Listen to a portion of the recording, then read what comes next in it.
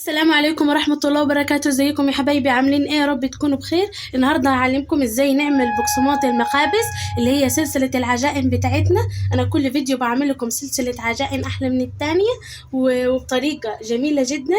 النهاردة هعلمكم ازاي نعمل البقسماط بتاع المخابز بأجمل طريقة. معانا نص كوباية زيت، وحطيت عليها معلقة سمن، ومعانا كوبايتين مية، والكوباية التانية دي أنا حطيت فيها معلقة كبيرة سكر، وطبعا كيس الخميرة الفورية اللي معانا.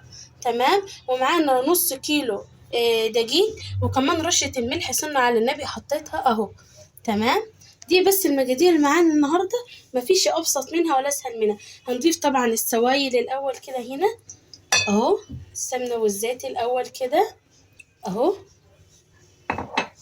تمام. انا بس حطيت معلقة السمن عشان بس تدي إيه ريحة حلوة كده وطعم حلو، شيء عارفين يعني اهو كده. وطبعا حطيت الكوباية بتاعة الخميرة، والكوباية التانية هحط بس شوية بس منها كده، بس يعني سيب نص الكوباية دي كده، وهبتدي احط الدقيق.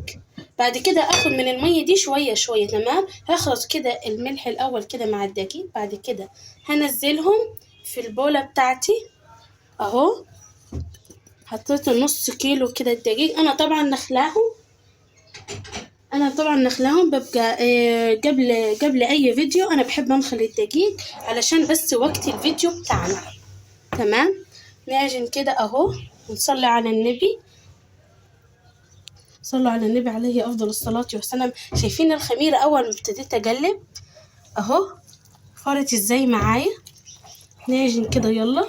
وطبعا اللي عنده اللي هو عجان ممكن نضيف المكونات دي ونخليها يعجنها له في دقيقة، وكده بيكون خلص العجن بتاع الوصفة.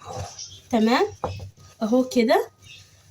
نعجن كده معانا اهو. هبتدي يلا اضيف المية، شربت المية كلها بتاعتها اهو. حطيت كده بوج وسبت بوج. نعجن كده. طبعا كل دقيق يعني يختلف عن الدقيق التاني اهو كده. شايفين كده يا حبايبي؟ انا ما احتجتش ميه تاني، يعني دوبك العجينه اهو ابتدت كده تتلم. عجينها كده شويه حلوين اهو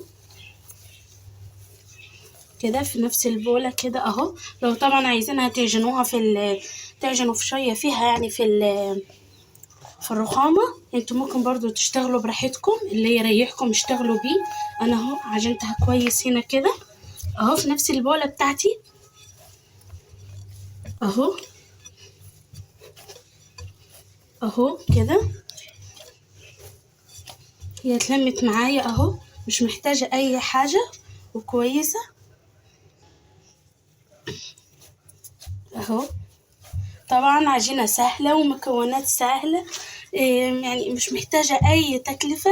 يدوبك دقيق وشوية الزيت على معلقة السمن ويدوب برضو حتة الخميرة، مفيش اي حاجة تانية. طبعا احنا هنحتاج سمسم للوجه بتاع المقسمات اهو. شايفين ازاي اتلمت معايا وبقت حلوة؟ يعني شايفين يعني جمالها لا يعتبر يعني. اللهم صل على النبي، الله اكبر عليها، ما شاء الله اهو. يعني جميلة جدا جدا جدا، ناجحة اهو. انا كده بتكون خلصت معايا العجينة. هسيبها بقى يعني على حدود ربع ساعة بس كده تخمر حاجة بسيطة، وهقطعها معاكم. بس هغطيها يلا كده يا جماعة. معانا البقسماط اهو، العجينة بتاعتي خمرت اهو ما شاء الله عليها. حتى انا اختبرتها اهو من هنا لقيتها ان شاء الله ناجحة 100%. وكده اهو معانا البيضة، هحط عليها شوية خل. ليه؟ لان تكسر طعم الزفارة كده اللي في البيضة اهو. واضربها كده واخلط البيضاية كده اهو.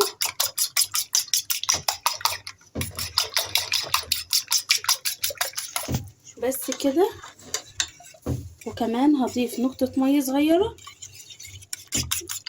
اهو.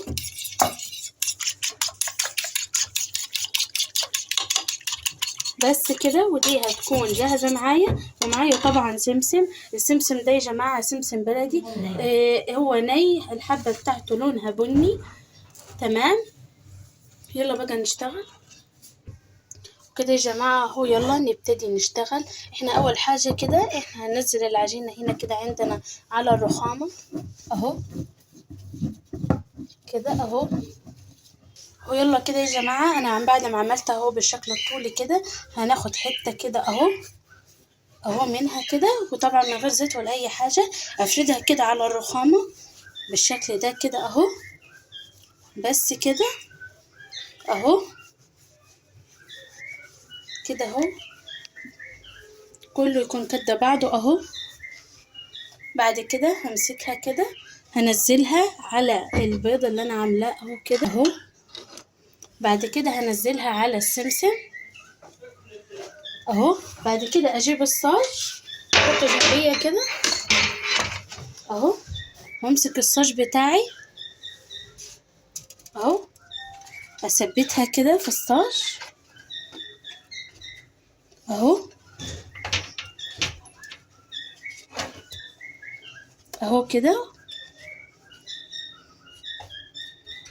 واشتغل في اللي بعديها. ناخد كده حتة اهو كده، وافرطها كده كويس اهو. بعد كده امسكها بالراحة كده على البيض. بعد كده انزلها على السمسم. بعد كده ابتدي احطها في الصاج اهو. طبعا اخلي السمسم طبعا كده من فوق كده اهو اهو. هخلص الكمية دي كلها كده، احطهم كلهم ورا بعض كده في الصاج نفس المنظر ده كده اهو، وهظبطهم وهرجع لكم. مستمرة اهو يا جماعة في الشغل اهو اهو كده. شايفين الصاج بقى اللي تحتيه اشتغلته ازاي وازاي اهو، كل الصوابع كده بعض وكلها عاملاها بالسمسم حلو اهو. شايفين اهو كده، خلصنا اصلا نص العجينة اهو.